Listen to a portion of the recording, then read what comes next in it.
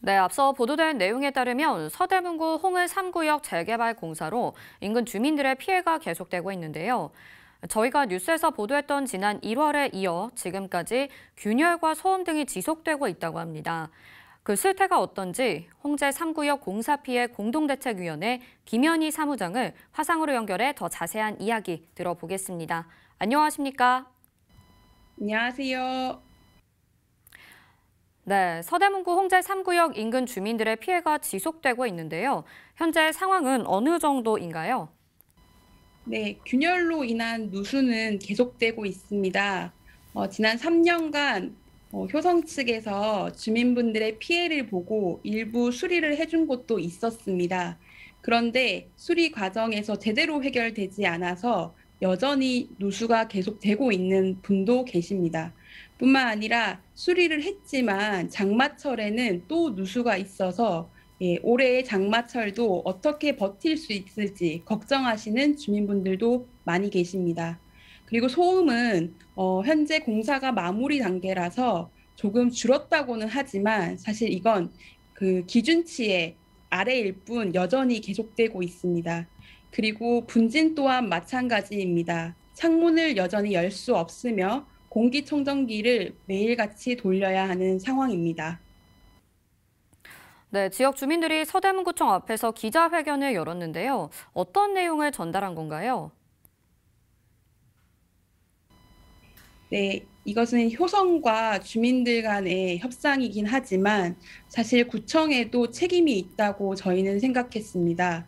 구청에 민원을 넣고 진정을 넣었지만 일관되게 돌아온 답변은 개인의 재산권을 지키기 위한 것이라는 내용이었습니다. 하지만 저희는 그렇게 생각하지 않습니다. 구청에서는 관리 감독의 권한이 있습니다. 지금 주민들은 생명과 안전에 위협을 받고 있는 상황인데요. 그 같은 상황을 무시하고 구청 측에서는 일방적으로 효성과 협상 테이블만 만들어줬습니다. 효성에 주민들의 요구를 전달하기보다는 오히려 그냥 방관하는 역할만 했습니다. 그래서 저희는 구청에서 책임 있는 조치를 하라고 이렇게 요구하기 위해서 오늘 기자회견을 진행했습니다. 네, 서대문구청 관계자와 면담을 가졌다는데 구체적인 내용은 무엇인가요?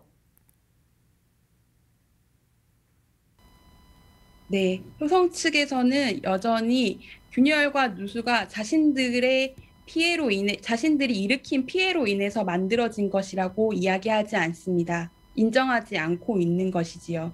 그래서 효성이 이 같은 문제를 일으켰다는 것 제대로 증명할 수 있게 명명백백 밝힐 수 있게 구청이 나서달라고 이야기했습니다.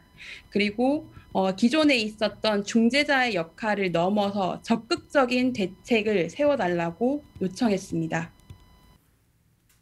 네, 그렇다면 서대문구청의 입장은 네, 어땠나요? 구청에서는 우선 주민분들이 많이 오셔서 사실 많이 긴장하고 있는 모습이었고요.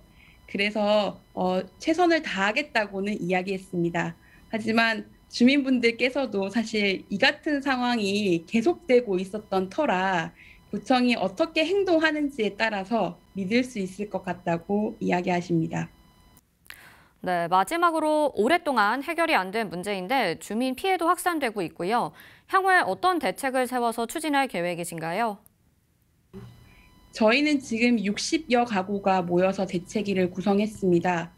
3년이 넘는 시간 동안 개별이 구청에 민원 넣고 진정 넣었다고 말씀드렸습니다. 그리고 효성 측과 대화도 시도해 보려고 했습니다.